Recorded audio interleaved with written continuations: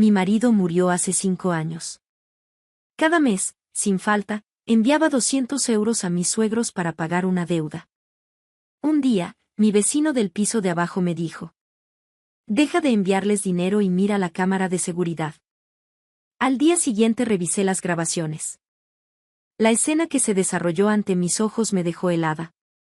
El olor a yeso desconchado mezclado con el hedor de los desagües que no se habían limpiado en años me golpeó en el momento en que apagué el motor de mi viejo coche al pie del edificio. Este antiguo bloque de pisos de ladrillo había sobrevivido en el corazón de Madrid por más de 70 años, tan desgastado decrépito como la gente que se consumía lentamente en su interior. Cerré mi sedán color burdeos cerca de la esquina, justo donde una mancha de pintura roja marcaba el lugar que había ocupado durante los últimos 5 años. Hoy era el día 5 del mes. El día en que yo, Lucía, una viuda de 34 años, tenía que cumplir con la obligación de pagar la deuda de mi difunto marido. 5 pisos, sin ascensor. Me ajusté el bolso. Mi mano rozó inconscientemente el sobreabultado en el bolsillo interior. 200 euros, una cantidad insignificante para los ricos, pero una sexta parte de mi escaso salario. Dinero que salía de la leche de Mateo, de sus clases particulares, de las cuotas de su equipo de fútbol. Hace 5 años, para que Marcos pudiera ir a trabajar a las plataformas petrolíferas del Mar del Norte. Sus padres sacaron todos sus ahorros de la jubilación, un total de 12.000 euros, y se los entregaron. El día que Marcos murió, su madre me señaló con el dedo, acusándome de que, por mi culpa, su hijo tuvo que irse de casa solo para terminar perdiendo la vida, dejándolos a ellos, 2 ancianos, con las manos vacías. Ella me obligó a asumir la responsabilidad de devolver esa cantidad, dividida en 200 euros al mes durante 5 años. Apreté los dientes y acepté, considerándolo el último gesto de amor hacia mi marido y una forma de tener paz para criar a mi hijo. La escalera era un pozo oscuro y profundo, apenas iluminado por débiles rayos de sol que se filtraban a través del cristal sucio del patio de luces. El eco de mis pasos resonaba en las baldosas desgastadas. Clac, clac, clac, cada paso era un peso muerto. En el primer piso, el portero siempre tenía la radio a todo volumen. En el segundo, el olor a fabada quemada escapaba de una cocina comunitaria. En el tercero, una pareja joven discutía a gritos por la subida de la factura de la luz. Cuando llegué al cuarto, el silencio se volvió casi total, y el quinto, donde vivían mis suegros, era un mundo aparte, poseedor de una quietud inquietante. Me detuve en el rellano del 5.º piso, limpiándome el sudor de las sienes. Sentía el pecho apretado y el corazón me latía con fuerza, no solo por el esfuerzo, sino por la vaga sensación de malestar que siempre me invadía frente a aquella puerta de hierro pintada de un azul que se caía a trozos. Apartamento 504, la casa de los padres de Marcos. Llamé 3 veces con golpes secos y claros. Toc, toc, toc. Silencio. Sabía que estaban en casa. Nunca salían a ningún lado. Eladio, mi suegro, sufría de artritis, y Paquita, mi suegra, siempre se quejaba de dolores de cabeza y mareos. Ambos vivían como sombras en aquel piso de 55 metros cuadrados, con las persianas bajadas y la puerta echada con cerrojo, día y noche.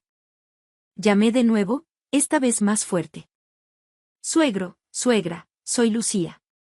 Pasó casi un minuto hasta que oí el arrastrar de unas zapatillas en el interior. El sonido del cerrojo al descorrerse fue seco, como el crujido de los huesos de un anciano. La puerta se abrió solo una rendija, apenas lo suficiente para que asomara una cara arrugada y gruñona. Era Paquita. Tenía poco más de 60 años, pero parecía mucho mayor. Sus ojos, hundidos y rodeados de ojeras, siempre miraban a su alrededor con sospecha, como si temiera que alguien le robara el alma. No abrió la puerta del todo, mantuvo la cadena de seguridad puesta, creando una barrera fría entre su mundo y el mío. ¿Eres tú? Su voz era ronca, carente de emoción. Sí, hola, Paquita. He venido a traer el dinero de este mes. Traté de mantener una sonrisa, aunque sentía los músculos de la cara tensos. Ah, dámelo, dijo secamente. Abrí mi bolso apresuradamente y saqué el sobre que ya tenía preparado. Lo ofrecí con las dos manos a través de la estrecha abertura. Aquí están los 200 euros de este mes para que podáis comprar vuestras medicinas. Paquita extendió una mano huesuda, surcada de venas azules, y arrebató el sobre con la velocidad de un ave de presa. Sin contarlo ni mirarlo, se lo metió directamente en el bolsillo de su bata. El gesto fue tan automático y decidido que me sentí como una extraña en deuda, no como su nuera. ¿Está bien, Mateo?, preguntó sin mirarme a los ojos, desviando la mirada hacia las escaleras detrás de mí, como vigilando si alguien subía. Sí, está genial. No deja de preguntar por sus abuelos. Este fin de semana, si queréis, puedo traerlo para que pase el día con vosotros. Ya casi he terminado de pagar la deuda. Me gustaría que estuvierais más cómodos con él. Al oír eso, el rostro de Paquita se agrió y agitó la mano con nerviosismo. No, no. Tu suegro está mal de la pierna y yo tengo dolor de cabeza. Un niño en casa es mucho alboroto. No estamos para ruidos. Terminar los pagos es asunto tuyo. Ya te llamaremos cuando nos sintamos mejor para que lo traigas. La misma excusa de siempre. En 5 años, las veces que el pequeño Mateo había pisado esa casa se podían contar con los dedos de una mano, y siempre nos echaban después de 15 minutos con cualquier pretexto. Está bien, bueno, tal vez en otro momento, bajé la cabeza, tragándome la amargura que subía por mi garganta. Vete ya, que estando en la corriente vas a pillar un resfriado y luego es peor. Dicho esto, Paquita dio un portazo. El cerrojo sonó con un clic definitivo. Me quedé allí plantada, mirando la fría e impersonal puerta de hierro. Ni una invitación a pasar, ni un vaso de agua. Pegué la oreja a la puerta, esperando oír la voz de mi suegro, o al menos el sonido de la televisión. Cualquier ruido normal de una casa habitada, pero no. Dentro reinaba un silencio absoluto. Un silencio aterrador. Como si esa casa fuera una tumba gigante devorando cualquier sonido de vida. El viento se colaba por el hueco de la escalera, enfriándome la espalda. Se me puso la piel de gallina y me subí el cuello de la chaqueta, dándome la vuelta para bajar. Sentía el corazón pesado. Marcos, te fuiste y me encajaste esta deuda. Casi he terminado de pagarla.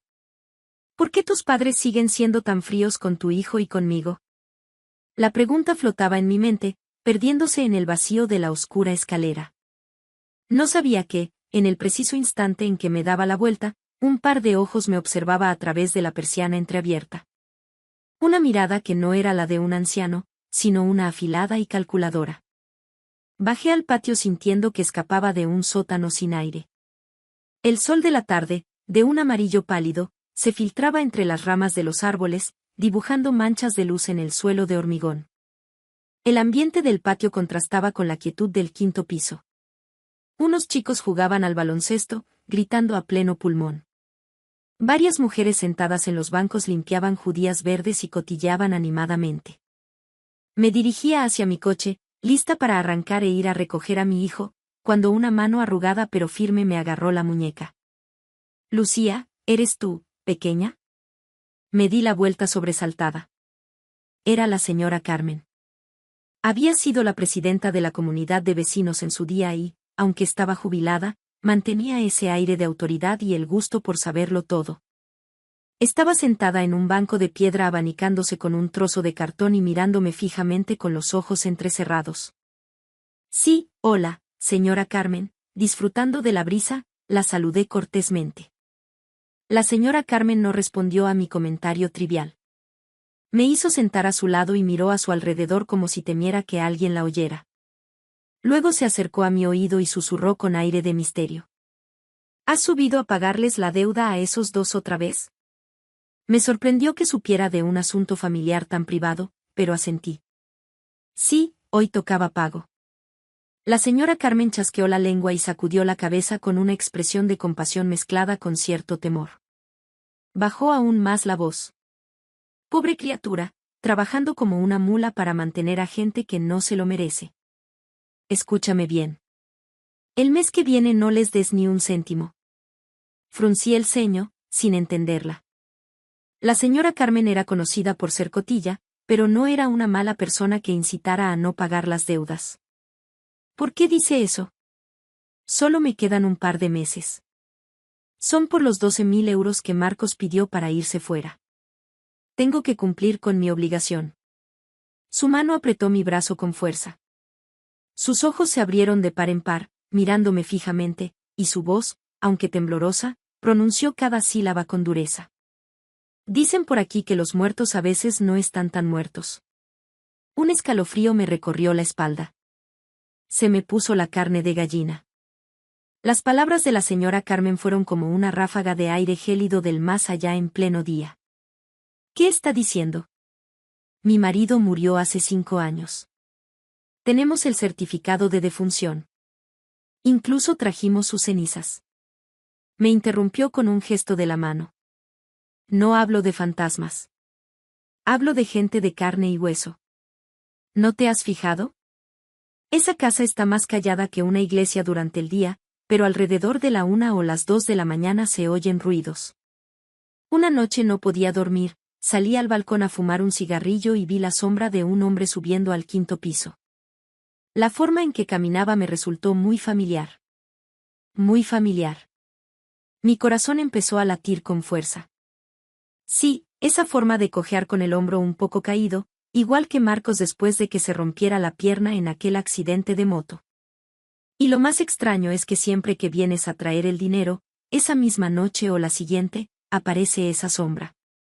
Me quedé paralizada. Mi mente en blanco. Marcos murió en un accidente laboral en una plataforma. Un representante de la empresa contratista nos trajo la urna con sus cenizas.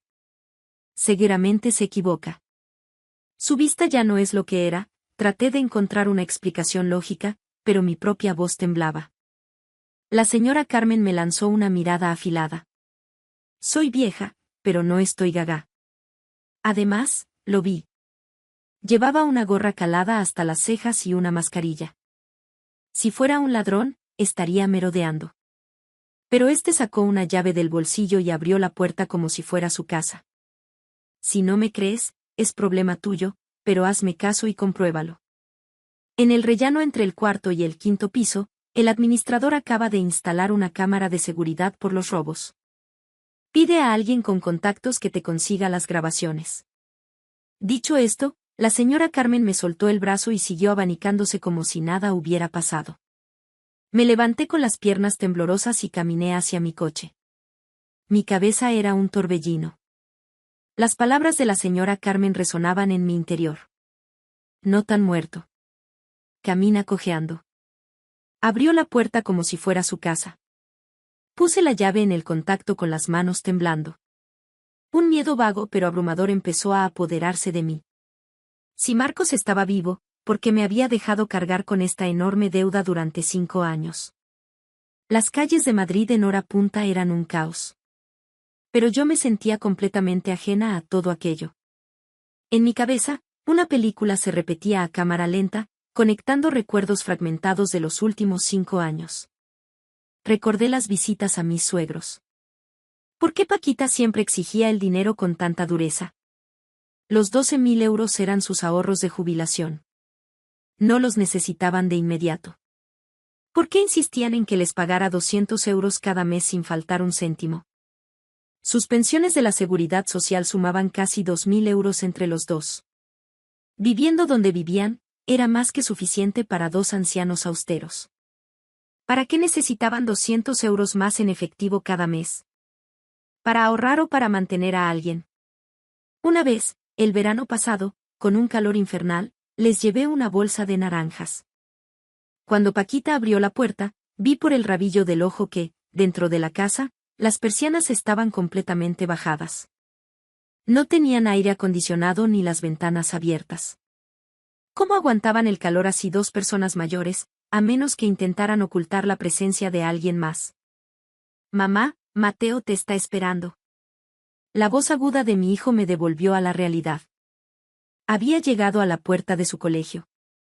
El niño corrió hacia mí sudando. Lo abracé, sintiendo un nudo en el estómago. El padre de Mateo.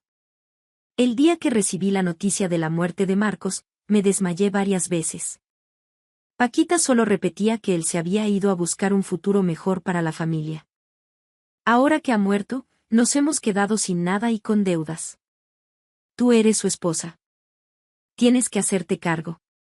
Por el amor a mi hijo, para que no perdiera a sus abuelos, acepté trabajar sin descanso para pagar la deuda. Pero, ¿y si lo que decía la señora Carmen era verdad? La idea me hizo dar un volantazo, casi chocando con un coche que venía en dirección contraria. «Mamá, ¿estás bien?», preguntó Mateo asustado. «Sí, cariño, no es nada. Solo estoy un poco cansada». Cuando llegamos a casa, después de hacer la cena y acostar a mi hijo, me senté frente al ordenador.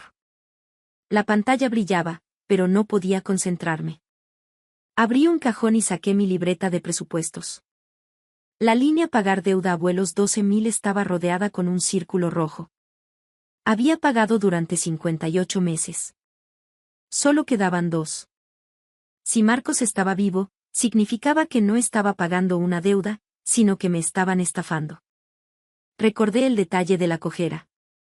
Marcos se había roto el tobillo izquierdo en un accidente de moto en 2018. La sospecha, como el ácido, empezó a corroer mi confianza. Necesitaba pruebas. Cogí el teléfono y busqué un nombre en mis contactos. Nacho era un primo mío, un genio de la informática. Nacho, ¿qué pasa llamándome a estas horas? Nacho, ¿estás ocupado? Necesito un favor. Dime que sí porque es algo delicado. ¿Conoces a alguien que gestione las cámaras del edificio donde viven mis suegros? Hubo un silencio al otro lado. El de la zona sur. Tengo un amigo en la empresa de seguridad que las instaló. ¿Por qué? ¿Han robado algo? Sí, algo así. Creo que se me cayó la cartera en las escaleras. ¿Hay alguna forma de que me consigas los archivos de la cámara de las escaleras entre el cuarto y el quinto piso de los últimos 3 meses? Preguntaré mañana y te digo algo. Por favor, Nacho, es muy importante. Colgué con las palmas de las manos empapadas en sudor. La flecha ya había salido del arco. Acababa de empezar mi búsqueda de la verdad. La tarde siguiente me reuní con Nacho en el patio de una cafetería escondida en una calle lateral. Llegó puntual y sacó un portátil de su mochila. Lucía, ¿qué te pasa? Estás muy tensa, tienes mala cara, me miró con preocupación. Forcé una sonrisa. ¿Cómo ha ido? ¿Has conseguido algo? Nacho asintió. Has tenido suerte. El sistema lo guarda todo en la nube. Mi amigo me pasó los archivos.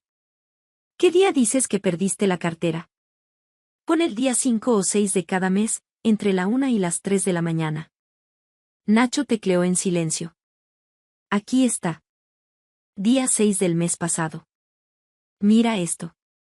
Giró la pantalla hacia mí. La imagen era granulada, en blanco y negro. La cámara enfocaba desde el rellano del cuarto piso hacia arriba, hacia el quinto. El pasillo estaba desierto. El reloj marcaba la 1:45 de la madrugada y 20 segundos. Una sombra apareció subiendo las escaleras. Sentí que se me detenía el corazón.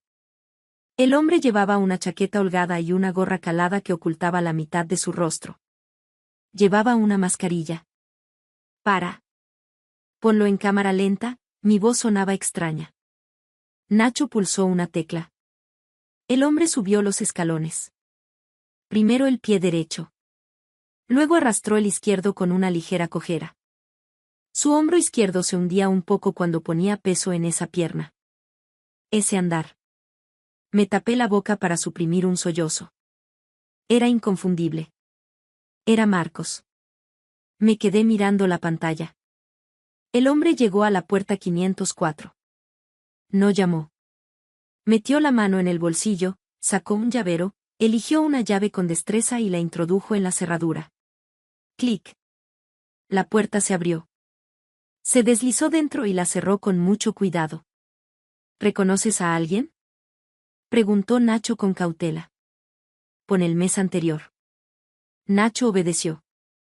El 6º día del mes anterior, a la misma hora, la misma persona, el mismo sigilo y la misma facilidad para abrir la puerta. Vi los 3 vídeos de los últimos 3 meses seguidos. El patrón no cambiaba. La noche después de que yo entregara el dinero, él aparecía. De repente sentí náuseas. ¿A quién había estado pagando durante 5 años? Estaba pagando al mismo hombre que se escondía allí, que había permitido cruelmente que su esposa y su hijo sufrieran por una deuda falsa. Nacho, cópiame todo esto en un USB. Y ni una palabra a nadie, por favor. Nacho vio la seriedad en mi rostro y asintió. Tranquila. No diré nada. Agarré el USB, apretándolo en mi mano. Esto era enorme, más grande que si se cayera el cielo. Me levanté y salí corriendo de la cafetería. Marcos estaba vivo, y él, junto con sus padres, había montado esta farsa para explotarme hasta los huesos. Cuando llegué a casa, cerré la puerta de mi habitación con llave y me dejé caer al suelo. El portátil reprodujo el vídeo una y otra vez.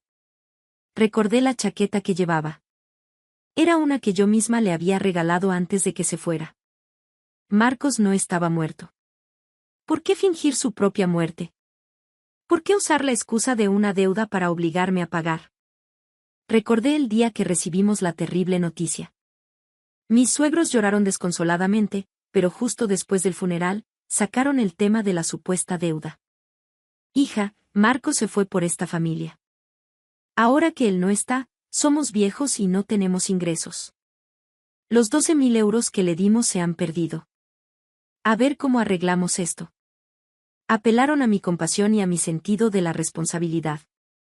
Sabían que nunca abandonaría a los padres de mi marido, y así, me convirtieron en su cajero automático durante 5 años. El dolor se transformaba en ira, una rabia que ardía lentamente. Casi 14.000 euros contando intereses y regalos. Era mi sudor, mis lágrimas. Había ahorrado cada céntimo para mantener al fantasma de mi marido y a sus 2 cómplices. Miré el altar improvisado donde la foto de Marcos seguía sonriendo amablemente.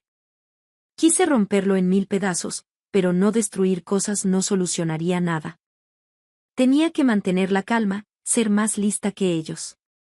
Has interpretado muy bien tu papel de muerto, Marcos, susurré. Bueno, ahora déjame interpretar a la esposa ingenua un poco más, pero esta vez la directora de la obra seré yo. Abrí un cajón y saqué un cuaderno. Empecé a trazar un plan. Paso 1. Confirmar la identidad del hombre del vídeo. Paso 2. Investigar la situación financiera real de Marcos y su familia. Paso 3. Encontrar el escondite de Marcos. Mañana empezaría la casa. Iba a casar a mi propio marido muerto. A la mañana siguiente me levanté como siempre. Hice el desayuno a Mateo, le planché el uniforme, lo llevé al colegio y luego fui directa al trabajo. En una nota adhesiva, empecé a recalcular las cifras. Deuda original. 12.000.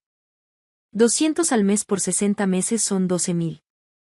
Además, en fiestas, cumpleaños y para medicinas, siempre daba algo extra.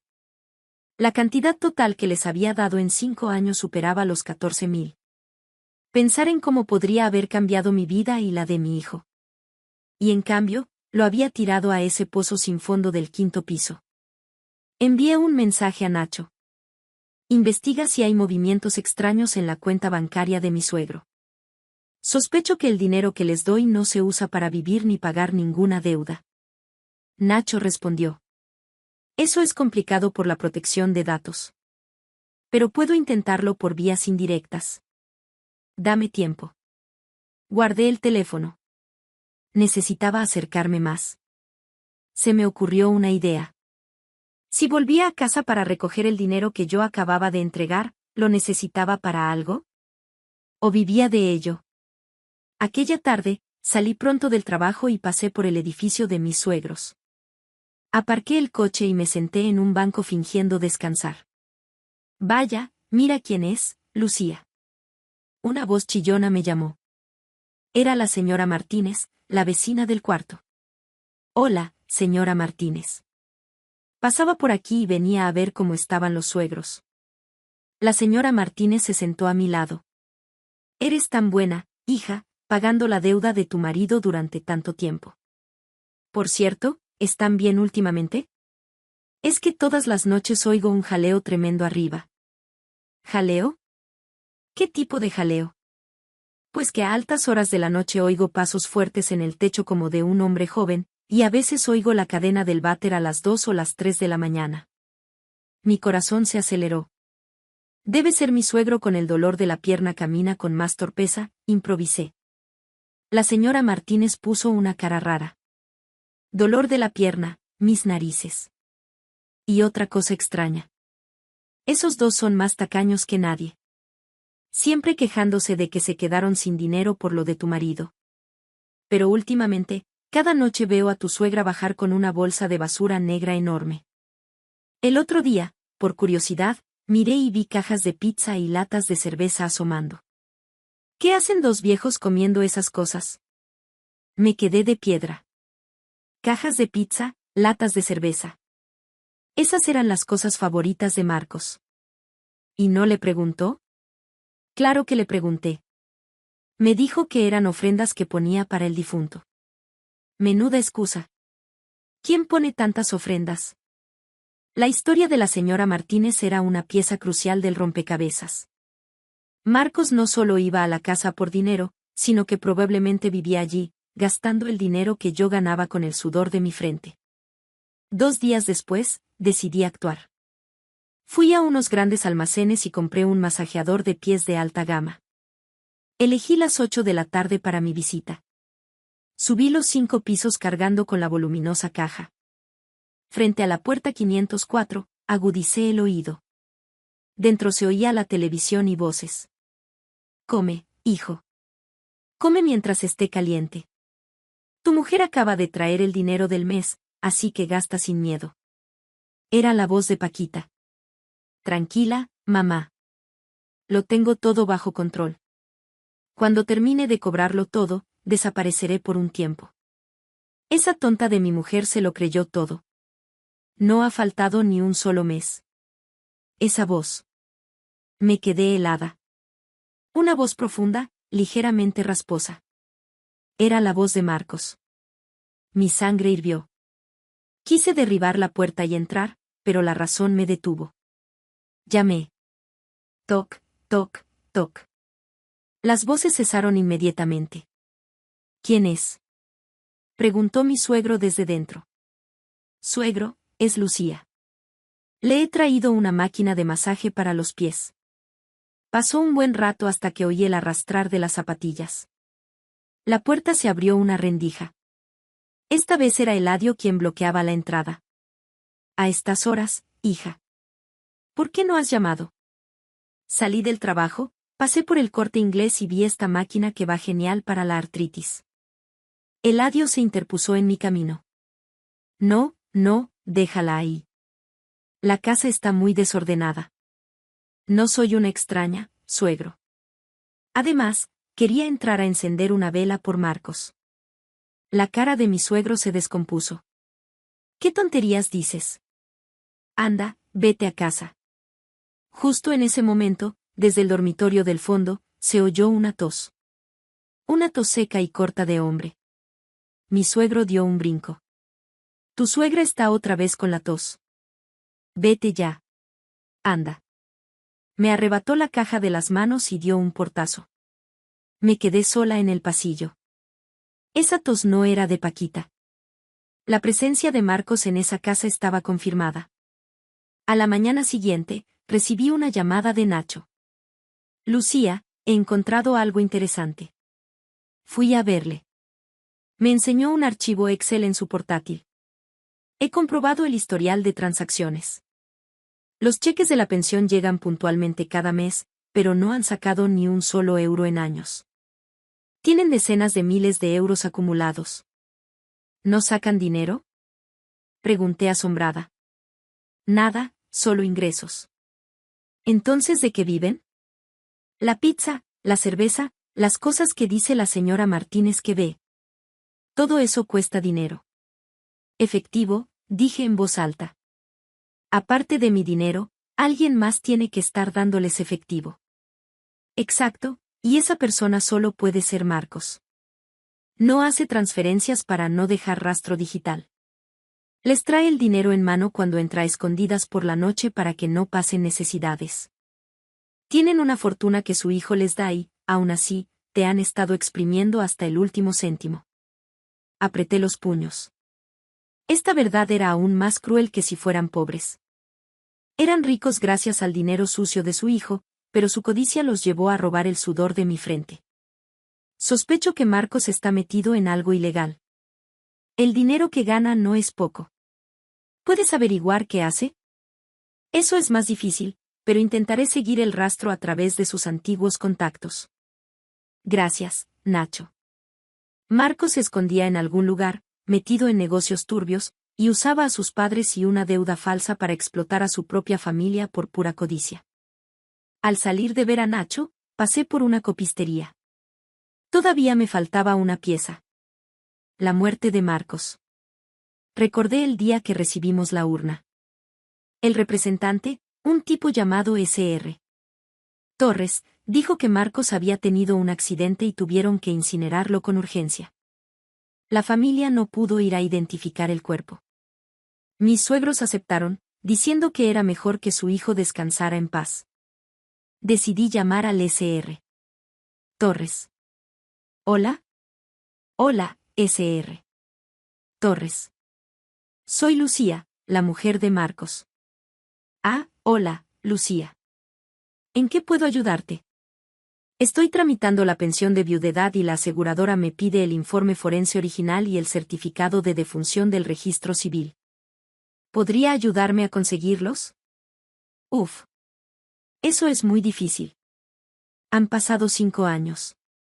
Esos papeles ya no existen. Además, en su momento se hizo todo por canales humanitarios. La documentación era muy básica. El S.R.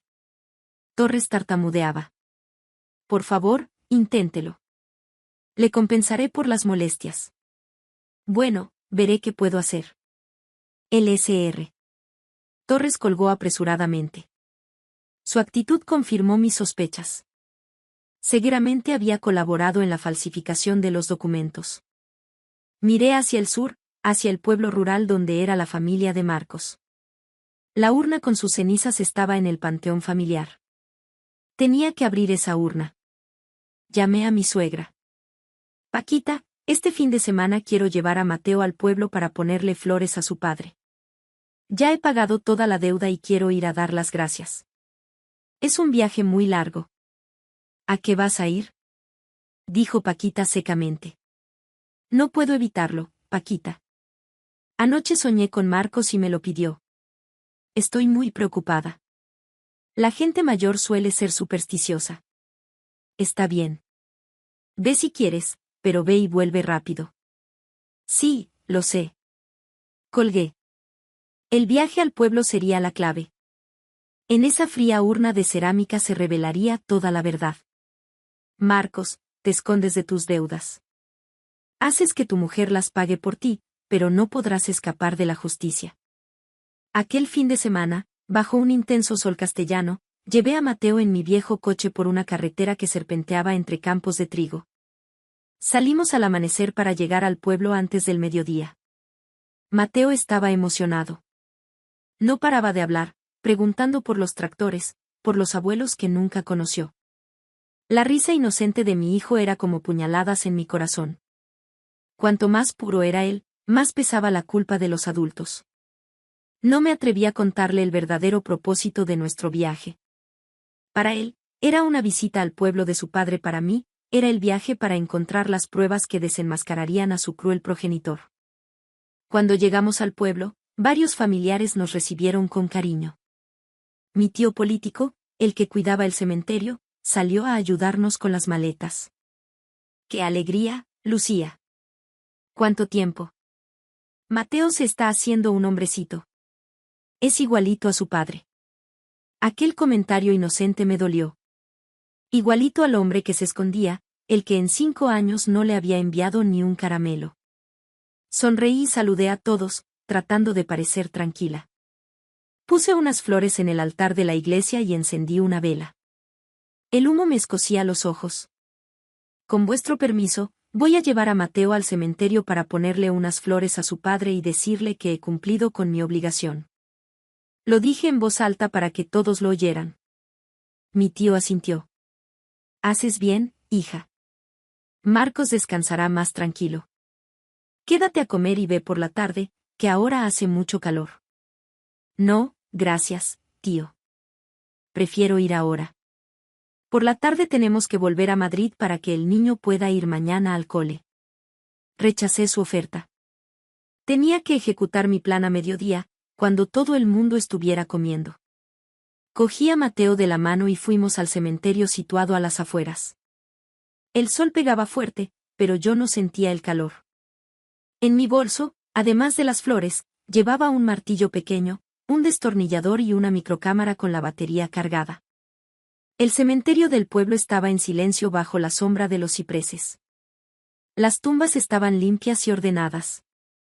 El nicho de Marcos estaba en el columbario, tercera fila, con una placa de granito negro brillante y una foto de él sonriendo. Coloqué las flores. Mateo me ayudó a ponerlas. Papá, soy Mateo. He venido a verte. Ayúdame a sacar buenas notas. El niño juntó las manos y su voz infantil resonó en el silencio. Lo miré con los ojos llenos de lágrimas. Mateo, cariño, ¿por qué no vas a jugar un rato por allí mientras hablo un momento con papá? Vale, mamá. Mateo corrió obediente hacia un trozo de hierba a buscar saltamontes. Me quedé sola frente al nicho. Miré a mi alrededor. Ni un alma. A esa hora, todo el pueblo estaba en casa. Respiré hondo para calmarme. Con manos temblorosas, encendí la microcámara. La llevaba oculta en la solapa de mi chaqueta. Tenía que grabar todo el proceso como prueba. Me acerqué al nicho. La urna estaba detrás de una pequeña puertecita de cristal cerrada con llave. Mi tío me había dado una copia el día del entierro por si quería limpiarla alguna vez. Nunca imaginó que esa llave abriría la puerta a una verdad tan cruda. Metí la llave en la cerradura. El clic sonó seco y metálico. La puertecita de cristal se abrió. La urna de cerámica color tierra apareció ante mí. Grabado en ella estaba el nombre de Marcos García y las fechas. La cogí con las manos. Estaba fría. No el frío de la muerte, sino el frío de una mentira. La puse en el suelo y saqué el martillo y el destornillador. La tapa estaba sellada con silicona. Tuve que hacer palanca con cuidado para no romperla. El sudor me corría por la frente. Mi corazón latía con la fuerza de un tambor.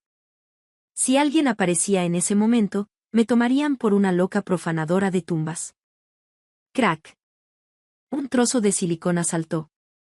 Contuve el aliento y seguí haciendo palanca. Tras unos minutos de esfuerzo, la tapa cedió. Con un último empujón, saltó. Contuve el aliento y miré dentro. Vacía. No del todo. En el fondo había una capa de polvo y varias piedras de construcción del tamaño del puño de un niño.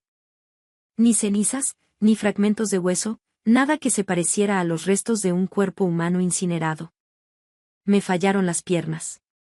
Me dejé caer al suelo, mirando aquellas piedras inertes.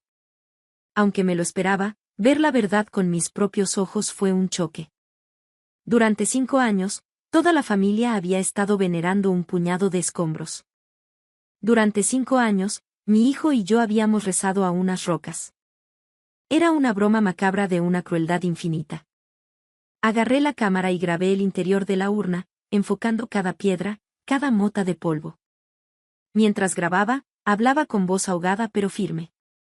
Hoy, 15 de mayo de 2024, yo, Lucía Vázquez, esposa de Marcos García, he abierto la urna funeraria de mi marido en el cementerio de su pueblo natal. En su interior no hay cenizas, solo piedras. Esta es la prueba de que la muerte de Marcos fue un fraude. Cuando terminé, volví a meter las piedras en la urna. La cerré y la sellé con un pegamento fuerte que había traído. Lo hice todo rápido, sin dejar rastro de que la urna había sido abierta. La devolví a su nicho y cerré la puertecita de cristal con llave. Todo volvió a su apariencia normal, pero mi interior era un mar embravecido. «Mamá, he cogido un saltamontes gigante», gritó Mateo desde lejos. Me sequé las lágrimas a toda prisa. Me arreglé la ropa y sonreí para recibirle. «Qué bien, campeón. Vámonos ya, que hace mucho sol». Le cogí de la mano y salimos del cementerio. A mis espaldas, la tumba falsa seguía en pie, un monumento al engaño de la familia de mi marido. Pero no seguiría en pie por mucho tiempo. Me lo juré a mí misma. Comimos algo rápido en casa de mi tío y salimos hacia Madrid con la excusa de que a Mateo le dolía la barriga. En el camino, paré en un hostal de carretera para descansar. En realidad, necesitaba un lugar tranquilo para revisar el vídeo y pensar en mi siguiente paso. En la habitación, con Mateo dormido, me conecté al wifi y empecé a buscar en Facebook los antiguos contactos de Marcos. Recordé que tenía un grupo de amigos con los que siempre iba a tomar copas. El más cercano era Darío, al que apodaban el buitre. El día del entierro, Darío lloró inconsolablemente. Incluso me cogió la mano y me dijo que no me preocupara, que él cuidaría de mí y del niño. Pero después, desapareció. Busqué su nombre y encontré su perfil. Su foto era de una moto grande. Entré en su muro. Publicaba constantemente fotos de fiestas en bares y clubes. Revisé sus últimas publicaciones. Una foto me llamó la atención. Darío levantando una jarra de cerveza en una terraza. En su muñeca izquierda llevaba un reloj con correa de metal y esfera azul. Amplié la foto. Mi corazón se aceleró. Un Seiko de esfera azul. Fue mi regalo de aniversario para Marcos. Lo recordaba perfectamente porque yo misma había encargado grabar nuestras iniciales LYM en el reverso. Y lo que era más importante, la correa de metal tenía un rayón profundo cerca del cierre de una caída en moto que tuvo Marcos. En la foto de Darío, aunque borrosa, se distinguía aquel rayón. ¿Por qué llevaba Darío el reloj de Marcos? El Sr.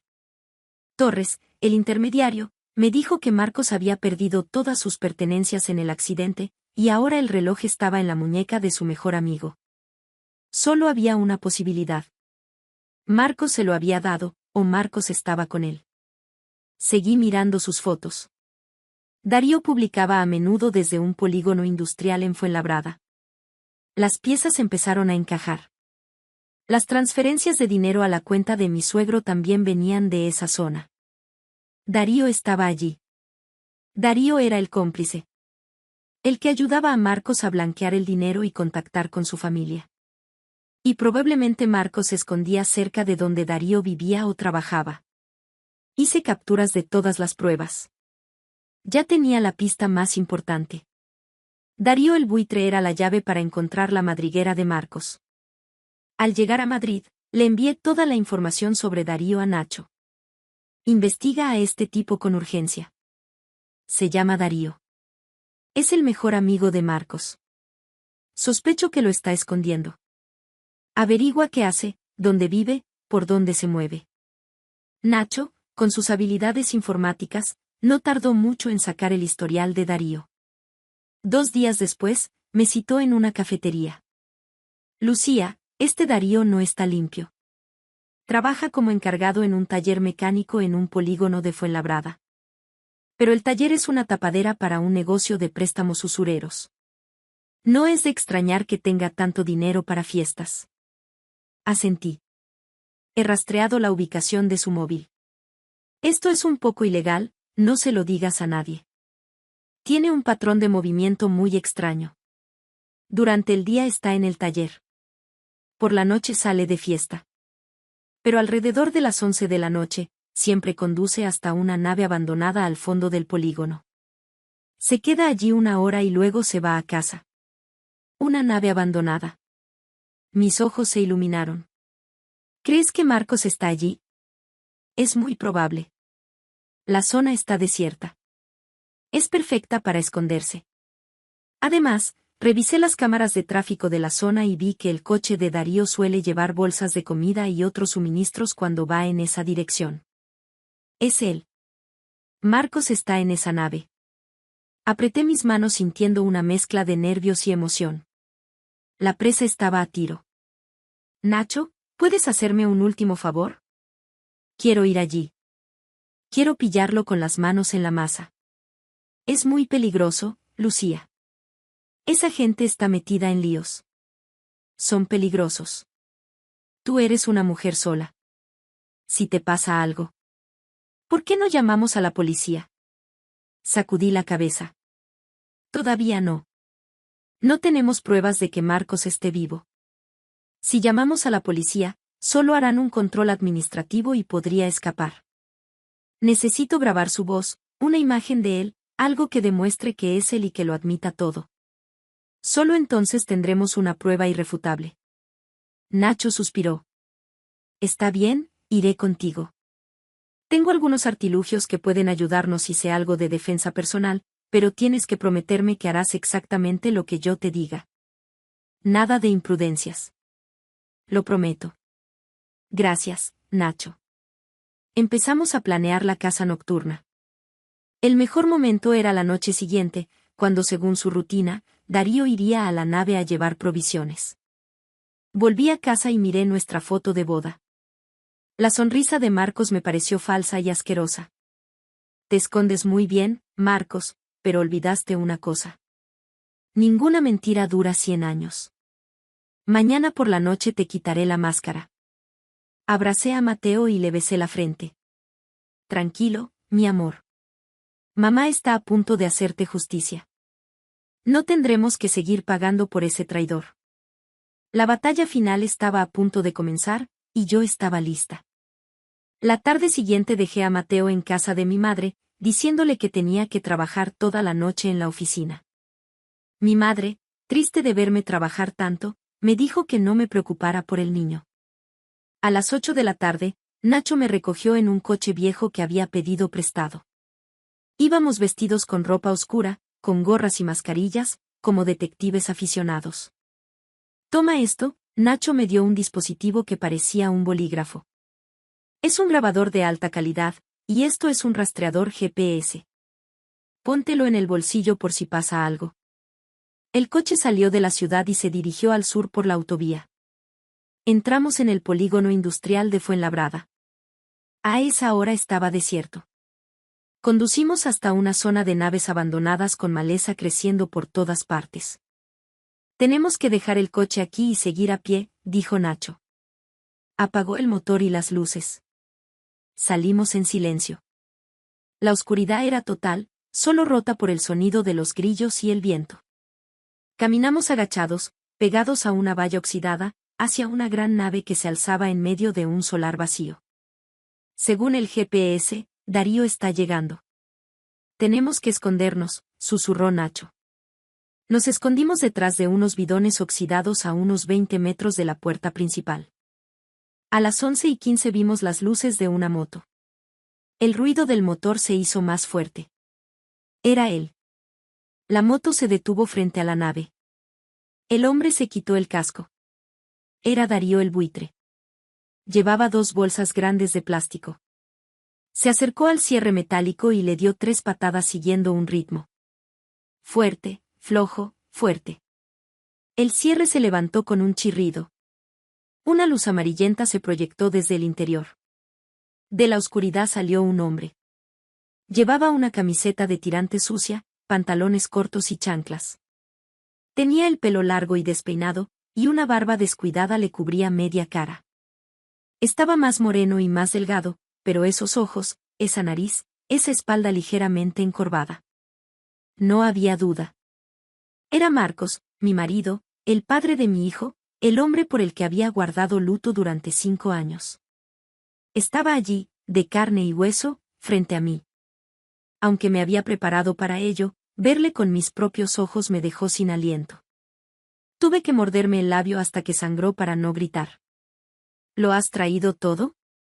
La voz de Marcos era ronca y cortante. Todo. Cerveza, comida, tabaco, ropa nueva. Vives aquí como un rey, dijo Darío riendo mientras le entregaba las bolsas. Un rey, mis narices. Esto es un horno y los mosquitos me comen vivo.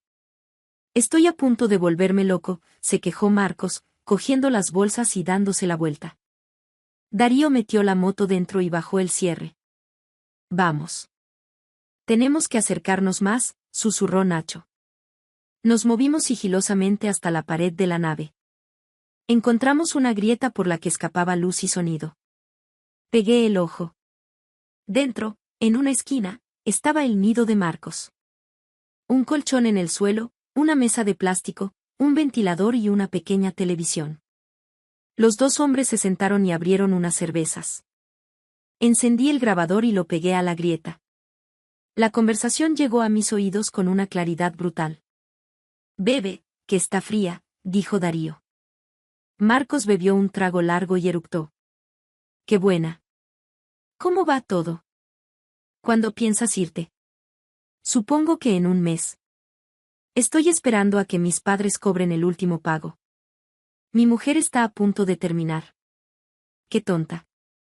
No ha faltado ni un solo mes. Puntual como un reloj.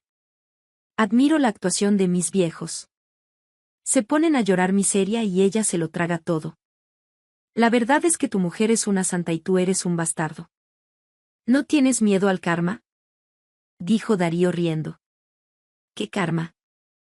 Me fui al Mar del Norte para ganar dinero para ellos, pero tuve la mala suerte de meterme en el juego y debo 50.000 pavos a unos tipos de allí. Si no escapo, me matan. Tuve que fingir mi muerte para que no encontraran a mi familia y para recuperar los 12.000 euros de la deuda. Mis padres no perdieron nada. Marco soltó una carcajada. Volví sin un duro y con deudas de juego aquí también. Si no le sacaba el dinero a mi mujer, ¿qué iba a comer? La pensión de mis viejos no bastaba. Con la excusa de la deuda, Lucía se ha roto el lomo trabajando. Pero ahora ganas dinero. Podrías mantener a toda la familia. Sí, gano dinero y mucho, pero me gusta quitárselo a ella. ¿Por qué no? Además, así mis viejos tienen una excusa para quejarse a los vecinos y nadie sospecha del dinero que les doy. Si de repente se hacen ricos, la gente hablaría. Eres un calculador frío. Y a tu mujer y a tu hijo simplemente los abandonaste. Marco se quedó callado un momento. ¿Qué les den? Lucía es joven y guapa. No le faltarán hombres. Le hice un favor.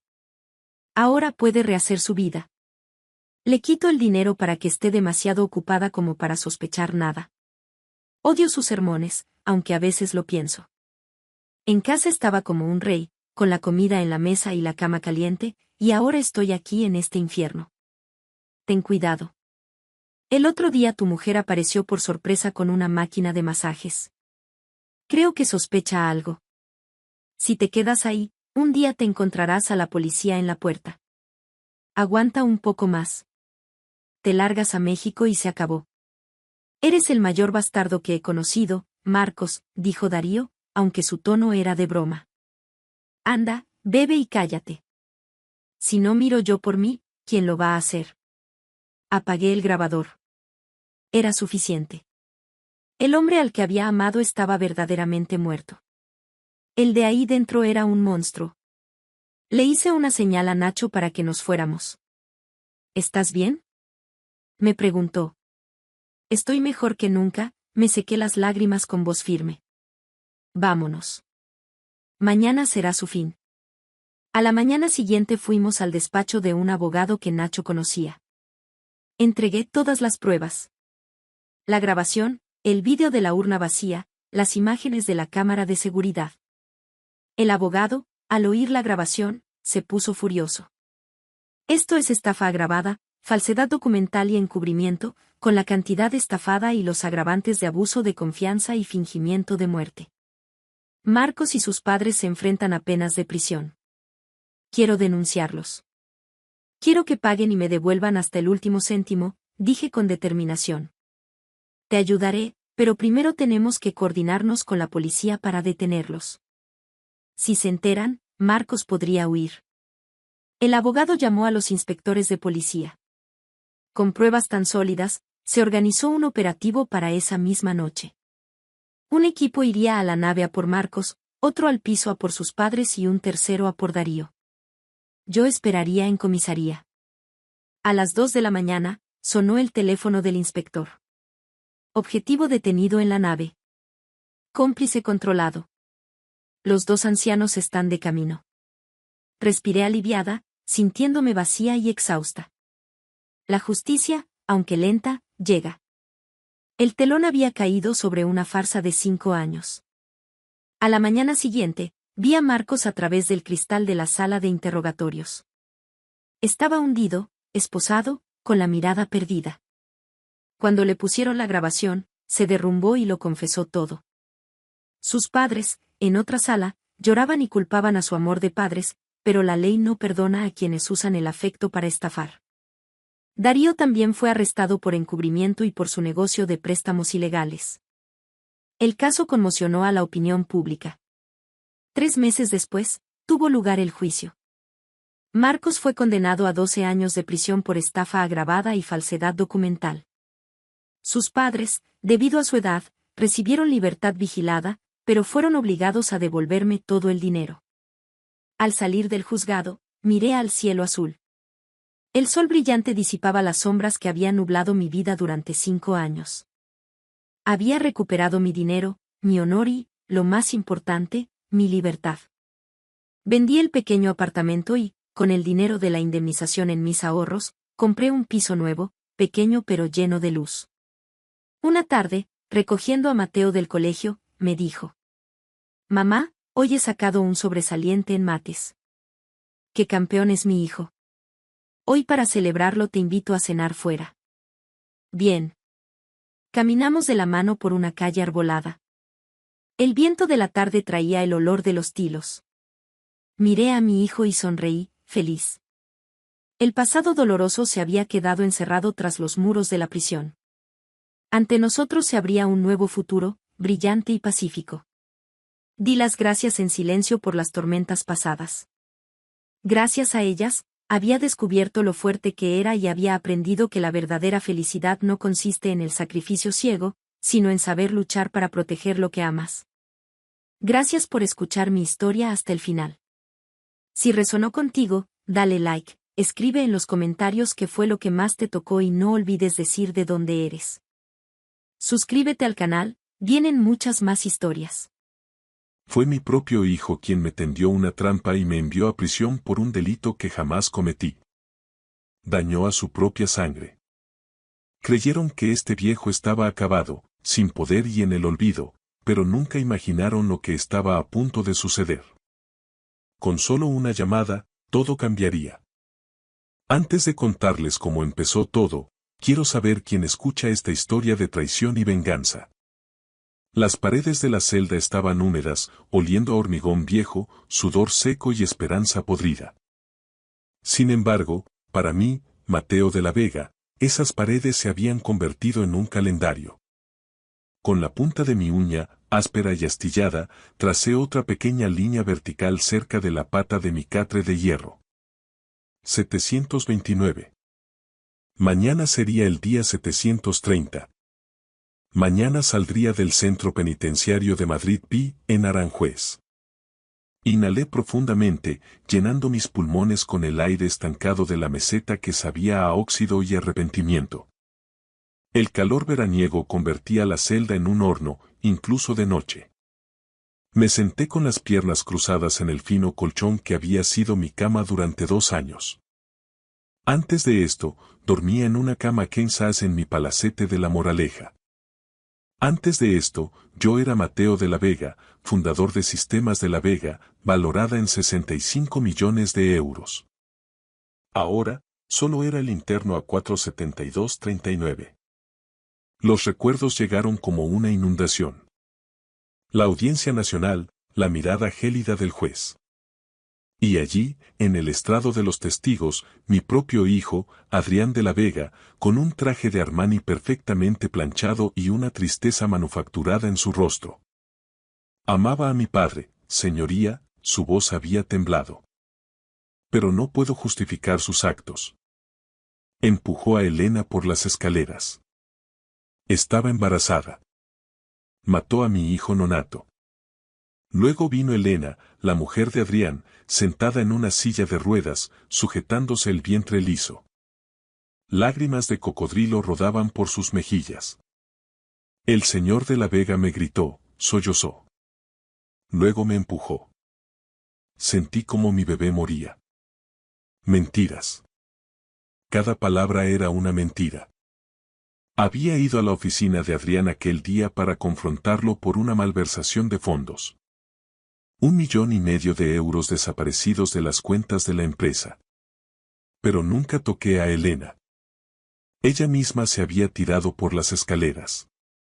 La cámara de seguridad había sufrido un fallo técnico misterioso durante esos minutos cruciales, dejando solo las imágenes de mí en la parte superior con el rostro lleno de furia. Cuando el mazo golpeó la mesa y escuché la sentencia de 2 años, mi mundo se derrumbó. Vi a Adrián abrazar a Elena y, en ese momento, capté una mirada. No era culpa, sino un cálculo frío. La mirada de alguien que acababa de eliminar el único obstáculo para su herencia. Intenté luchar, pero Adrián se movió rápido. Presentó una petición de urgencia para congelar mis cuentas, alegando que yo era mentalmente inestable. Sin acceso a mi dinero, no pude contratar a los abogados de la calle Serrano que podrían haberme salvado. Me quedé con un abogado de oficio desbordado de trabajo que apenas miró mi caso antes de aconsejarme que me declarara culpable. Me negué.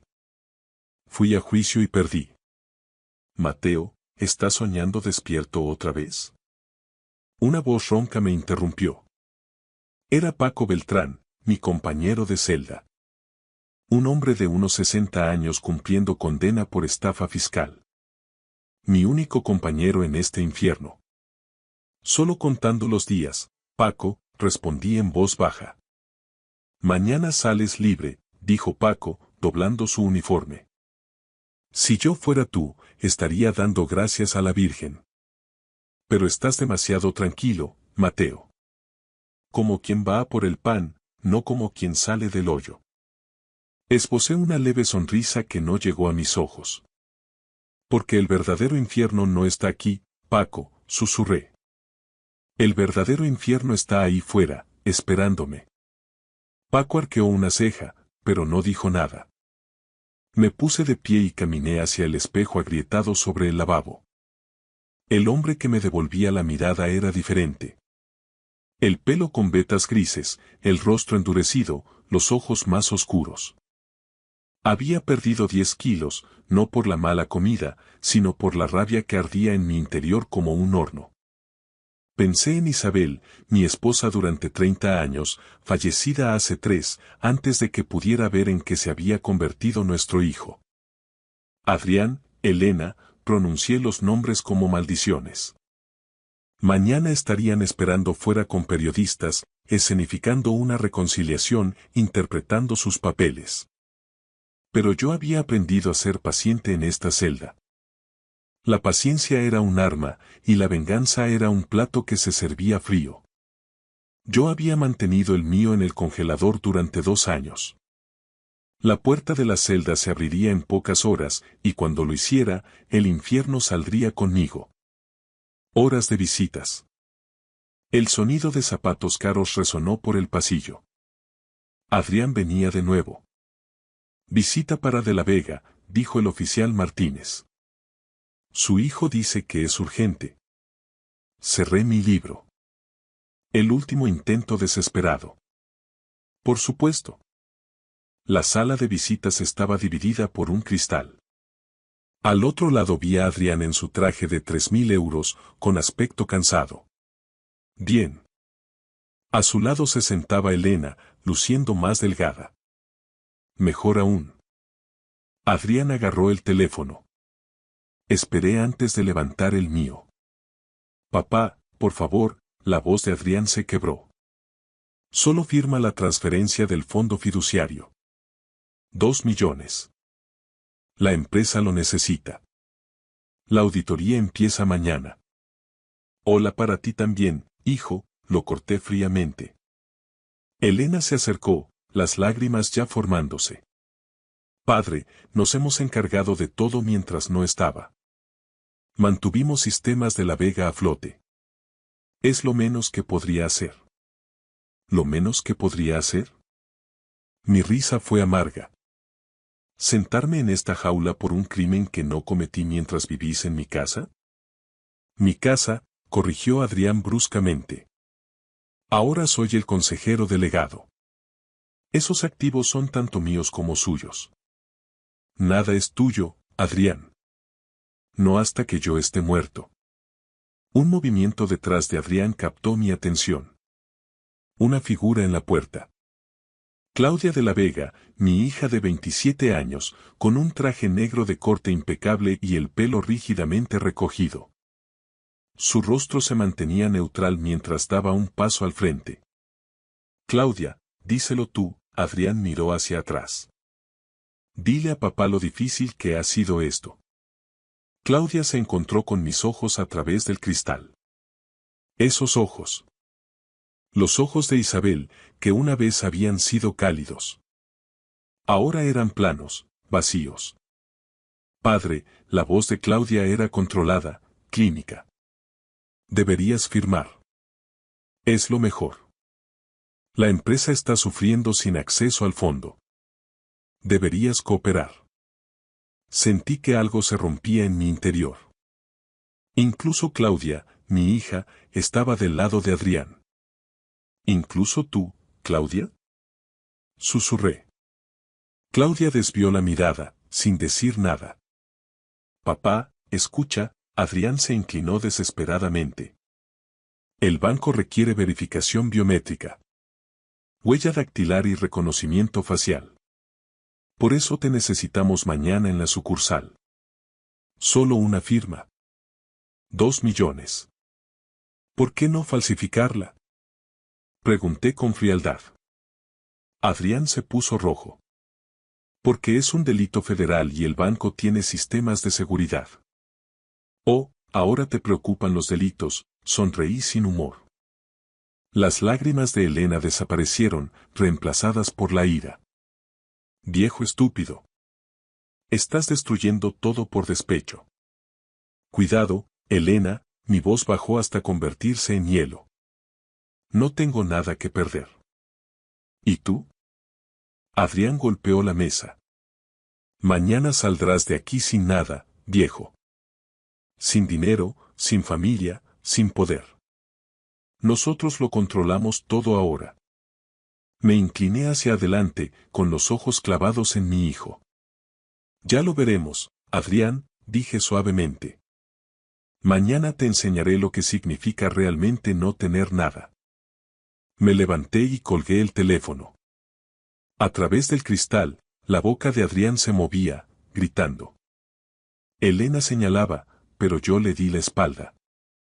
Mientras caminaba hacia el oficial Martínez, oí la voz tranquila de Claudia a través del cristal. Adiós, padre. No nos vemos mañana. Adiós.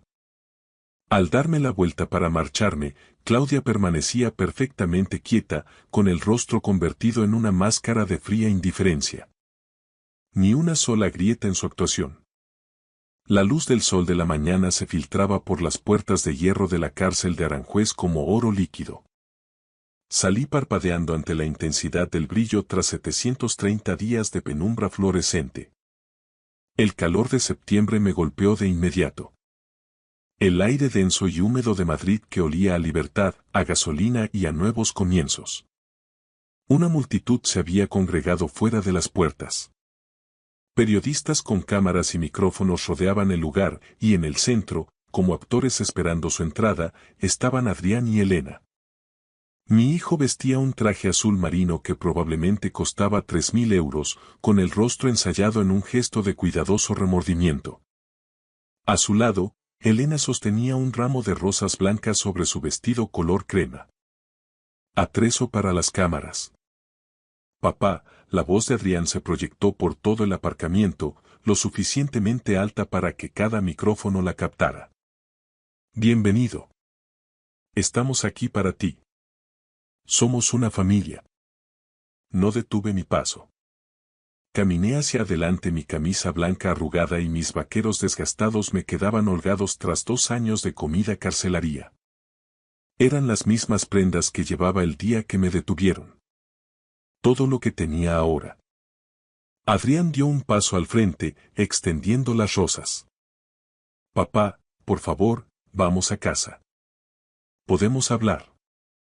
Arreglarlo todo. Pasé de largo. No lo rodeé, simplemente pasé a través de su espacio como si Adrián fuera un mueble viejo en la acera. Papá, la voz de Adrián se agudizó. Su mano salió disparada, agarrándome del brazo. No montes un espectáculo. Entra en el coche ahora mismo. Me detuve lentamente y giré la cabeza. Miré la mano de Adrián apretando mi brazo, luego busqué sus ojos. Las cámaras estaban grabando, registrándolo todo. Suéltame, dije en un susurro, midiendo cada sílaba. O gritaré que me estás agrediendo delante de toda esta prensa. La mano de Adrián cayó como si hubiera tocado fuego. Reanudé mi marcha. Detrás de mí, la voz de Elena se elevó, rompiendo la fachada. Está completamente loco. 2 años le han destruido la cabeza. El rugido profundo de un motor potente la cortó en seco. Un Rolls-Royce Phantom negro se deslizó por el aparcamiento como una pantera, con el cromo brillando bajo el sol, exigiendo atención inmediata. La matrícula rezaba Brooks. Todas las cámaras giraron hacia él. La puerta del conductor se abrió. Un hombre joven salió, de unos 30 y pocos años, atlético, vistiendo un carísimo traje de 3 piezas color gris carbón. Tenía el pelo oscuro cortado con precisión y ojos inteligentes tras unas gafas sin montura. Se movía con una confianza silenciosa. Era Marcos Brooks, graduado en ICADE, el abogado que ganaba los casos imposibles. Adrián había intentado contratarlo el año pasado para una demanda corporativa, pero Brooks se había negado sin dar explicaciones. Marcos caminó directamente hacia mí, ignorando a los reporteros, ignorando el impacto de Adrián, ignorando todo excepto a su cliente. Señor de la Vega, la voz de Marcos era clara y respetuosa. Todo está listo, señor. Le estreché la mano con firmeza una vez. Marcos abrió la puerta trasera con una inclinación profesional. Me detuve y miré hacia atrás, hacia Adrián y Elena. Estaban congelados, las rosas se marchitaban en manos de Elena y tenían las bocas ligeramente abiertas mientras su escena cuidadosamente planeada se desmoronaba. No sonreí, no me regodeé, solo los miré. Dejé que vieran que algo fundamental había cambiado, que el hombre que entró en prisión no era el hombre que salía de ella. Luego me deslicé dentro del Rolls Royce. El cuero me abrazó. El interior olía a lujo, a madera pulida y a poder. La puerta se cerró con un golpe sólido, como una caja fuerte bloqueándose. Fuera, estalló el caos. Señor de la Vega. Los reporteros enjambraron a Adrián. ¿Quién ha recogido a su padre? ¿A dónde se lo llevan? ¿De dónde ha sacado el dinero? El rostro de Adrián pasó por todas las emociones. Confusión, palidez, choque. Y un rojo ardiente. ¿Cómo es posible? Balbuceó. Ese es Marcos Brooks. Elena agarró el brazo de Adrián, perdiendo la compostura. Dijiste que nos había rechazado. Dijiste que tu padre no tenía nada. A través de los cristales tintados, vi cómo la comprensión nacía en el rostro de mi hijo. Había calculado mal. Me había subestimado. El juego no había terminado, estaba empezando. Marcos se sentó en el asiento del conductor y pulsó el botón de arranque. El motor ronroneó. ¿A dónde, señor? Marcos me miró por el espejo retrovisor. Me eché hacia atrás, cerrando los ojos. Mi primer aliento verdaderamente libre en 2 años. Al santuario, dije en voz baja. Necesito lavarme su rastro. Y después, comenzaremos la guerra. El ático del Hotel Ritz-Carlton ocupaba toda la planta 42. Los ventanales de suelo a techo ofrecían una vista de Madrid que se extendía hasta el horizonte. Me quedé allí de pie, simplemente respirando aire puro. Luego caminé hacia el baño.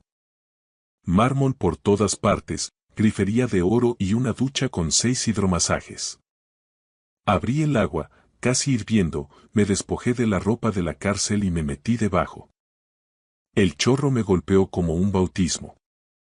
Me froté con el jabón del hotel, con aroma a cedro y bergamota, nada que ver con el olor a desinfectante industrial de la prisión. Me restregué hasta que mi piel enrojeció. 2 años en aquel lugar, 2 años de traición.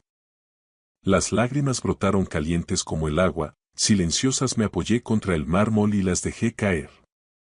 No era por debilidad, sino por la rabia y el duelo por el hombre que una vez confió en su propio hijo. Aquel hombre había muerto.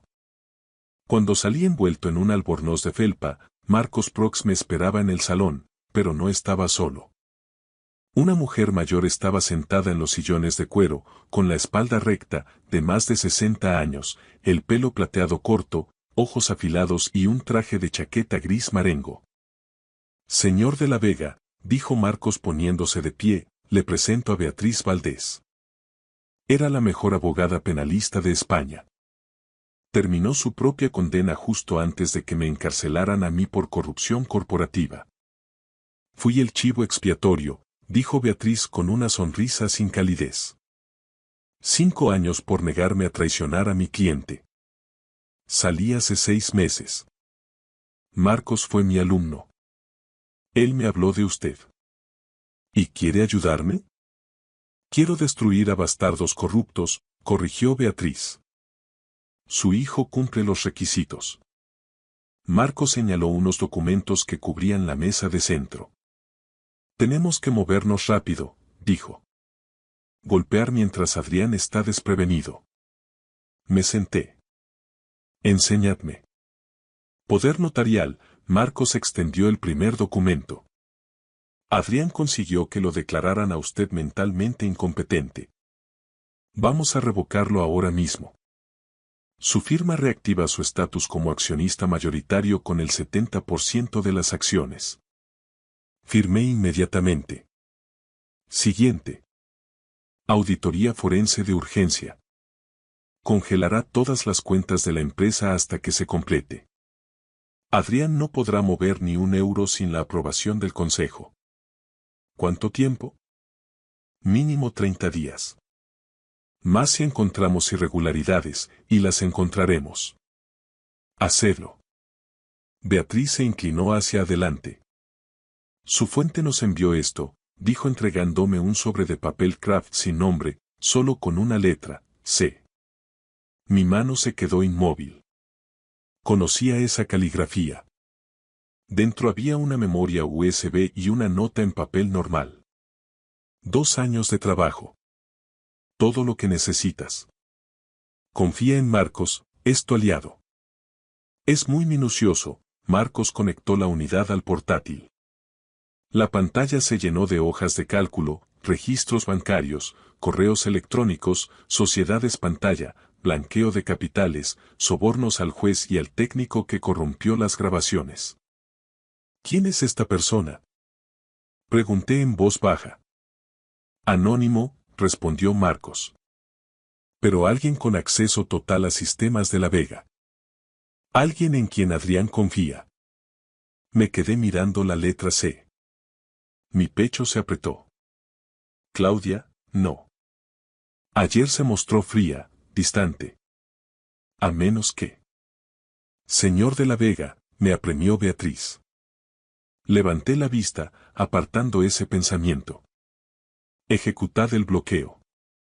Cortad el acceso de Adrián a cada cuenta. Corporativa, personal, todo.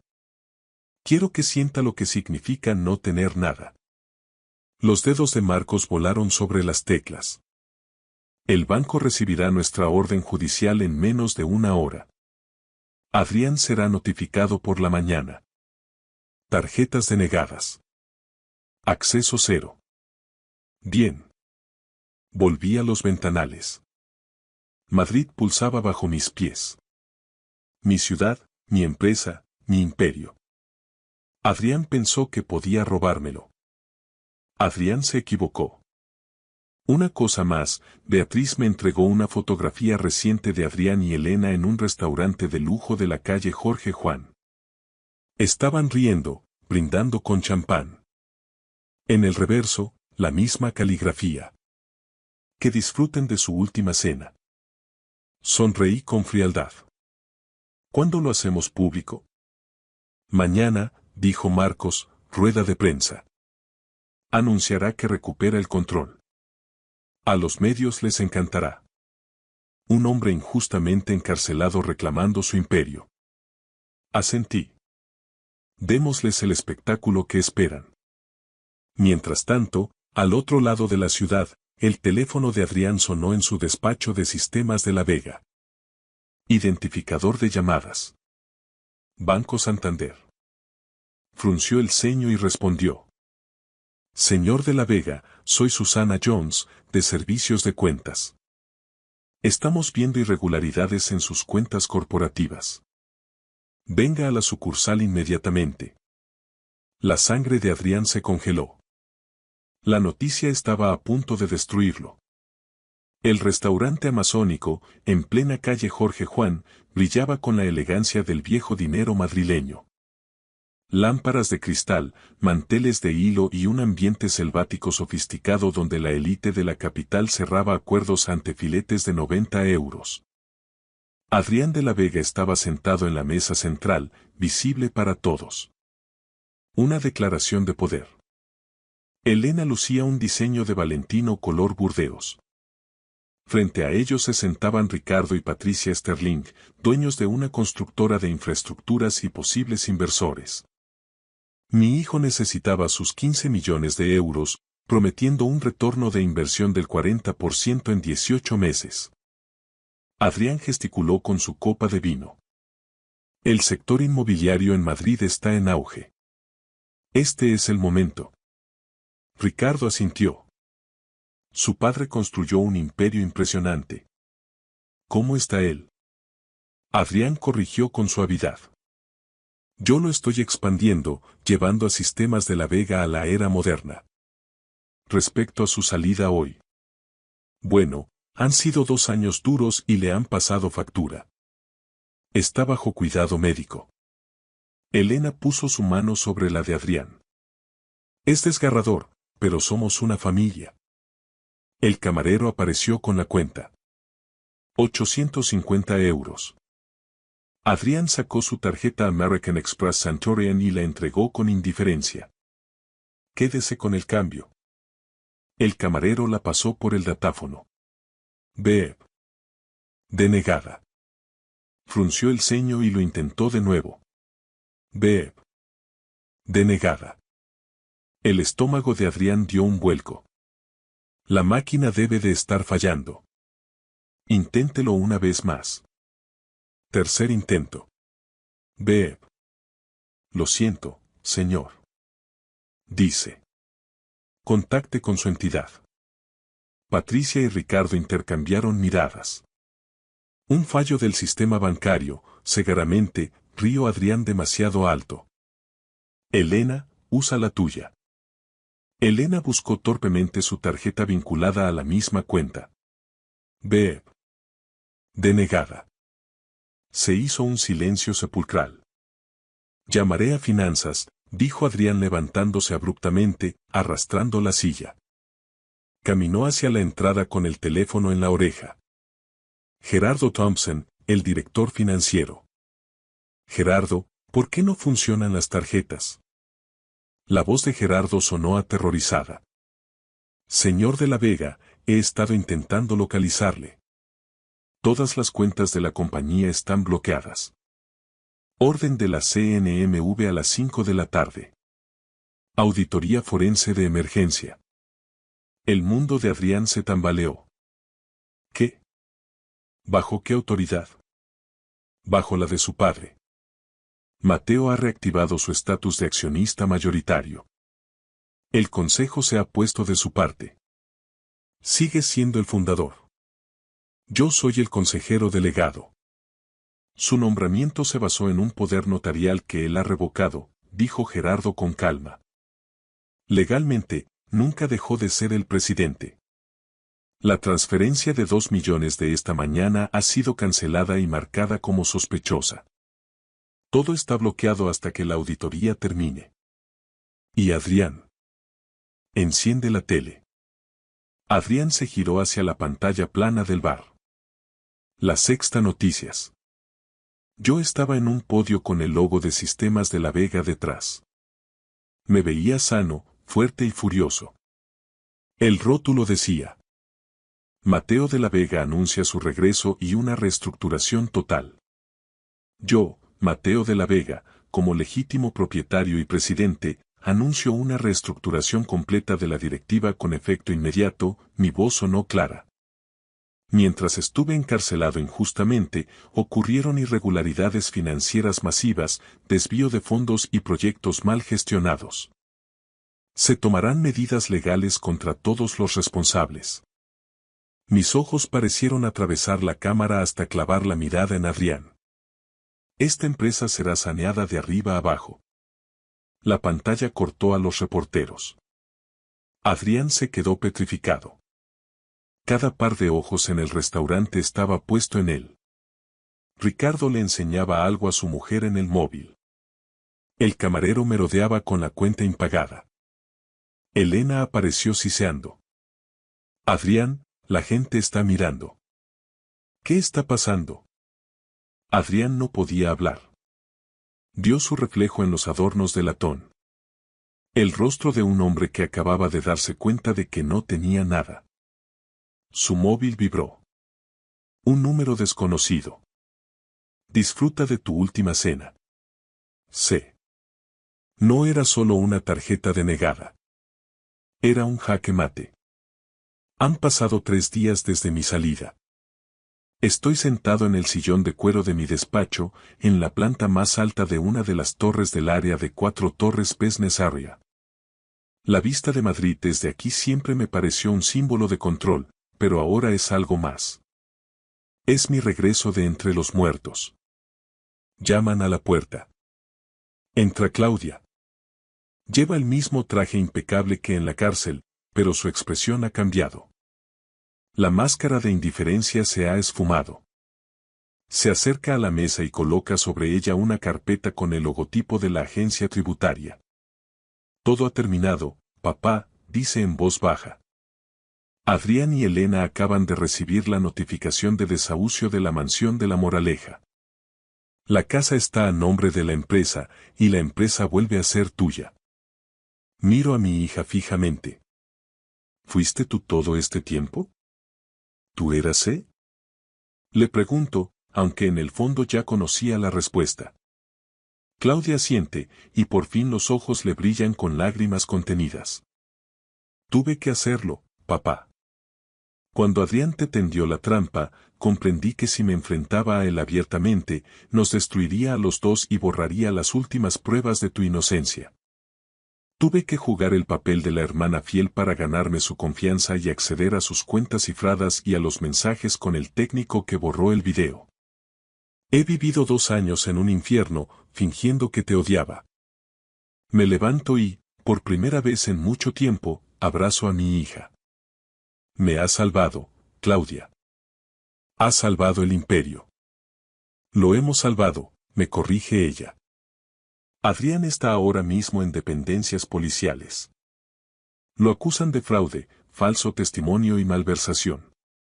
Elena intenta huir a Suiza, pero sus cuentas están bloqueadas y su pasaporte ha sido anulado a petición de Marcos Brox. No tienen a dónde ir.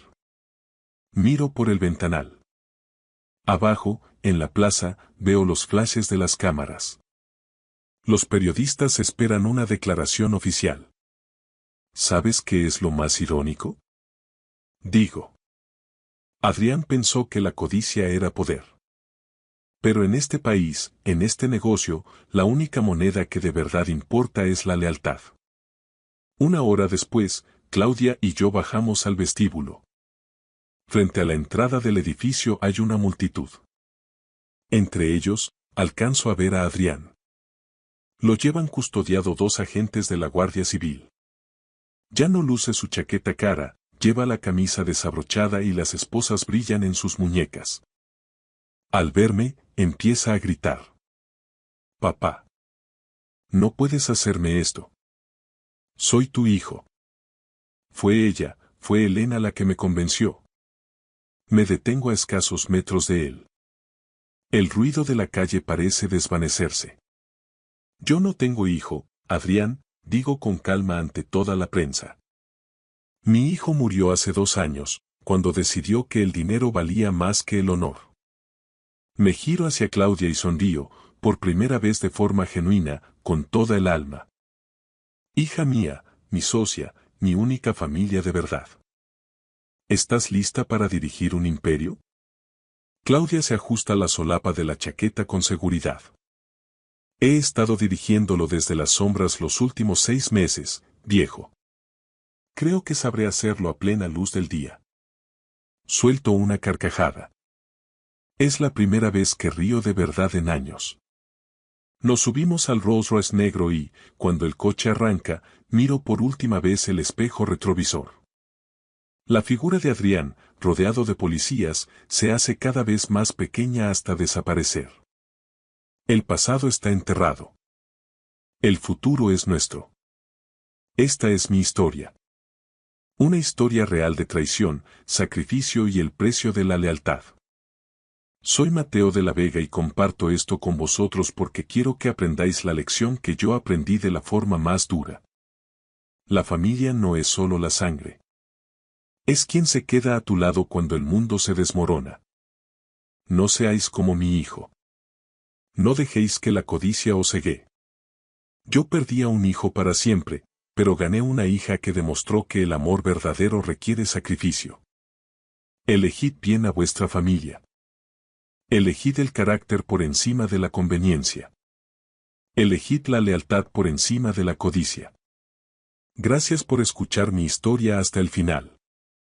Si resonó contigo, dale like, escribe en los comentarios qué fue lo que más te tocó y no olvides decir de dónde eres.